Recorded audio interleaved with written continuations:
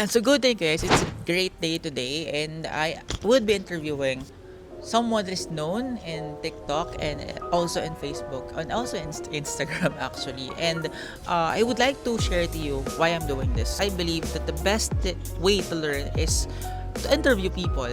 Sobrang daming pagsubok. Subukan ko kayang sumuko. Without further ado, I would like to introduce my guest for today. He is a senior pastor of Chosen Zen, host, and a singer and actor, and world-renowned TikTokerist, national artist for TikTok in the Philippines.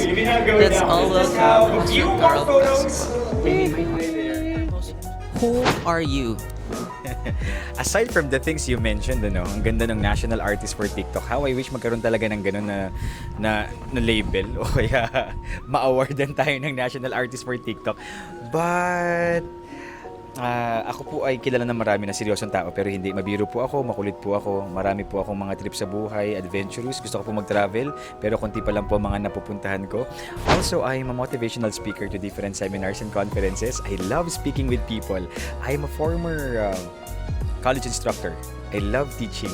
I love imparting my knowledge to everybody. And I love doing social media contents because it's my core to really inspire and to share the love of God to people.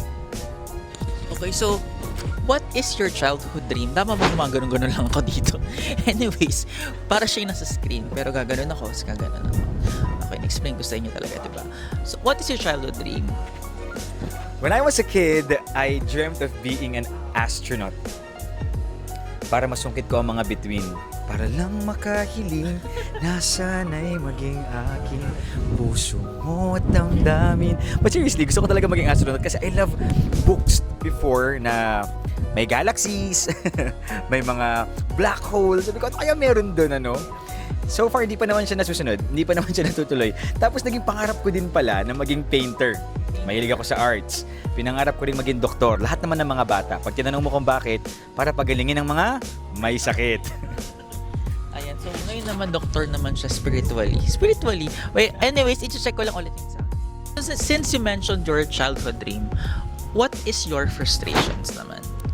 Ano yung mga bagay na tingin mo mahirap nang gawin or mahirap, medyo close to impossible? Ay, grabe naman sa close to impossible. Ang hirap ng tanong mo na yan, kasi I feel like I'm doing the things I love to do. Pero my frustration is always about things concerning physical appearance. Medyo seryoso to growing up, I thought I was really ugly because that's how some people told me when I was young. Tapos nag-create yun ng sugat sa heart ko. Feeling ko hindi ako good enough pagdating sa outward appearance ko. Tapos feeling not good enough always, pero dinidil to ni Lord. But then there are moments kapag may trigger points, mababalik ulit yung insecurity. So, feeling ko imposible na maging artista ako, ganyan, commercial model. Kaya nag-TikTok na lang tayo. At doon nakakapag-promote din tayo. Pero alam mo, even if people think I'm comfortable in front of the camera, it always gives me nerves. Na parang kakabahan ako pag magro-rolling na, pag 3, 2, 1 action na. Kaya bago ko gawin yung mga ginagawa kong videos, kahit simple lang yun, pipray talaga ako, bro. Ano ko yun? Alam mo yung regimen ko yun. Sabi ko talaga, Lord, let's do this. Tapos, take na. Wow, so, diba, gumaganon-ganon ako. Okay, nandito lang ako sa background. Okay, so, ano naman po yung nyo? Kasi since we mentioned a while ago that Pastor Carl is a pastor, diba? Carl is a pastor, okay? So, can you take us back to that moment when God told you to pastor and to become a pastor? Siyempre, hindi naman siya ganun kadali, diba? So, ano yung nangyari when you accepted God's calling? Wow! You know what? I've been praying for this like for 3 years when I became a Christian.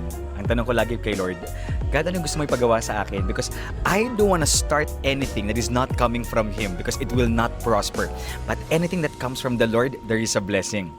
And then, Nung first year pa lang na pinag-pray ko siya, the Lord is always giving me this burden to take care of His people, to lead a church. Pero ayoko talaga. Because my thought before was, it's difficult, hindi madali. At hindi naman talaga. Not until I started a cell group in my university, because before I was a college instructor. Nag-start lang ako sa 8 tao, and every week nadadagdagan kami until such time na hindi pa nakakaabot ng 1 taon, we were already gathering around 500 to 1,000 young people. And by that time, I told myself, maybe the Lord is really confirming na it's not by your might, Carl, that I'm gonna use you to become a pastor. It's by my spirit. So when you say yes to the Lord, to the mission that the Lord is giving you, there's always provision. So hindi ka dapat matakot. Ngayon may mga dumating na mga Christian missionaries sa amin while we were doing that gathering consisting of hundreds to 1,000 young people. And they gave us support, mga gamit, mga materials. And when I asked them, sino po yung magiging pastor po ng church na gusto po ninyong simulan? And they said, ikaw! And I took that as the confirmation of God's calling in my life. Wow. So, since, diba, parang nag-pastor ka na ng church and all, what is your vision for your church 5 years from now? You know, first, simple muna. We want to have our own church. Because now we are renting a building. And mahirap siya, hindi siya madali. Knowing na my members are consisting of like 95% young people, mga students, pandemic pa. It's a challenge for us financially. So it's my dream na sana, Lord, magkaroon kami ng building. At alam mo, nakakatawa kasi ang gusto ko dun sa church namin, may resort sa likod. Sabi mo, bakit? Bakit? Para yung mga a-attend na family, makita nila yung church as a safe place where they can also bond together. So after the service, swimming sila. Tapos gusto ko magkaroon ng isang parang quarters, like it's an inn kung saan pag may mga youth camp, mahilig kasi ako sa mga camps. Mahilig ako sa mga activities para sa mga young people especially. Para may tutulugan na sila. Hindi na nila kailangan magbayad pa sa hotel o sa kahit anong dapat nilang tulugan. But 5 years from now, I want to have satellite churches. Not just in the Philippines, but also overseas. Of course, that's a vision. So, we have to make it big. Sabi nga nila, the size of your vision is the size of your God. And when you start dreaming, hindi ka naman tumitingin sa kakayahan mo eh. Tinitingnan mo yung kayang gawin ni Lord. Kaya kahit na feeling nung iba, grabe, international ka agad. Why not? My God is a great God. Pastor Carl, who inspires you and what inspires you? Do you, Wow. Okay, ano yung, yan. Except kay Lord. Kasi except kay Lord. Alright, so malinaw yun na except kay Lord. Kasi I was about to say, pagdating sa ministry, of course, the first thing that inspired me is the love of Jesus for me and how He died on the cross to save a sinner like me. Wow, gusto mo yan. Pero pag general terms, like kung bakit ako gumigising sa umaga, my family.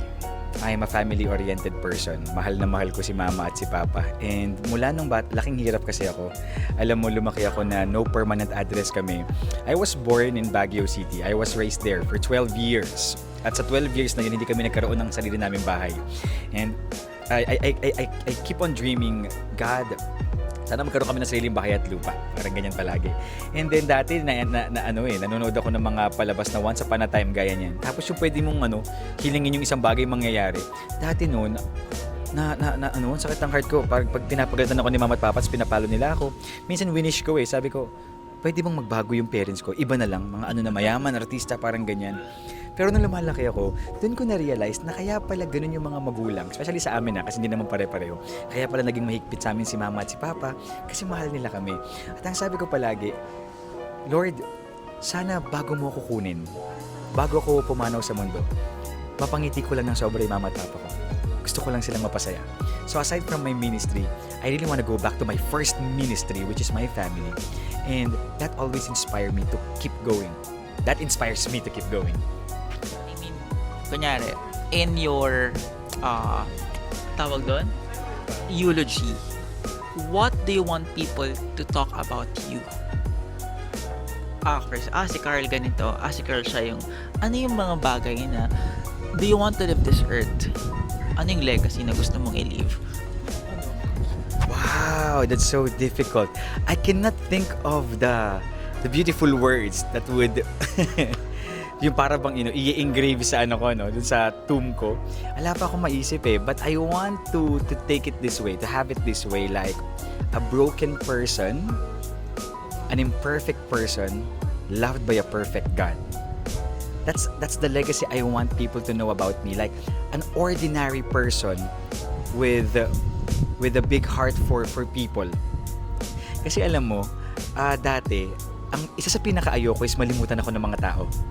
Yung wala akong naging marka. And I thought that the only thing that gives mark to people is excellence. When you become so rich, when you become famous, until I understood the difference between excellence and significance. Because when you are excellent, you've been achieving things for yourself and for the people around you. But when you are achieving significance, that's something greater. Ibig sabihin, you're doing a far greater thing na higit pa doon sa inaakala mo kaya mong gawin. And I want to be there. And being significant for me is doing God's will. And yung purpose ko, nahanap ko sa pag-share ng love ni God sa mga tao. So sana maalala nila ako bilang isang tao na nagpapaalala ng pagmamahal sa kanila ni Kristo. Or what's your perfect idea of a perfect relationship? Ganda ng mga tanong mo, kanina pa ako wow! Para sa kaalaman niyo po, hindi po niya talaga binigay sa akin yung mga tanong. So, wala pala siyang tanong po talaga. Impromptu po yung tanong niya, tapos biglaan din po yung mga sagot ko, no? Well, kaya ako nagustuhan yung tanong mo because a lot of people would love to ask the question, what makes a perfect relationship? But my question is there a perfect relationship? Truth of the matter is wala talaga. Lahat ng nakikita natin ng mga mahasayang tao na may karelasyon, lahat yan dumadaan sa pagsubok. But I say there's a right relationship. And a right relationship is something that is anchored in Christ. So, what couples should strive for is a relationship that is God-centered. Yung alam nila na guided sila ni Lord so that with their lovey-doobs with each other, ang nag-glorify si God. Alam mo, pagdating sa love, napakaraming mga challenges dyan, napakaraming temptations dyan, at hindi natin kakayanang labanan lang yun nang tayo lang, kasi tao tayo mahina tayo, kaya kailangan natin ng Diyos.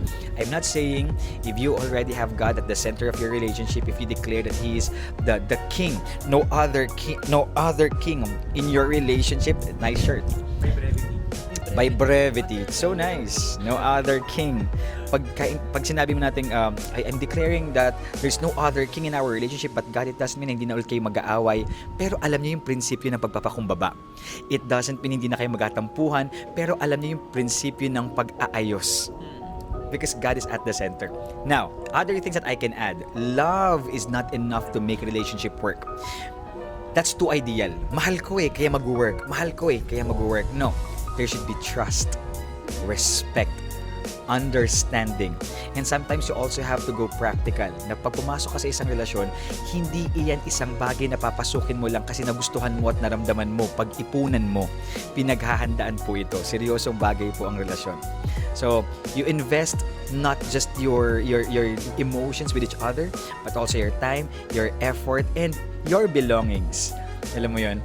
Kasi, yung iba, belongings. In a way that you share what you have with each other, no? That's how things work. Kaya wag kayo nagmamadali. Darating yan sa tamang panahon, no? Wag kayo nagmamadali. My next question is, you are a wedding host for quite some time now. And dito, marami ka nang nakitang mga weddings and all.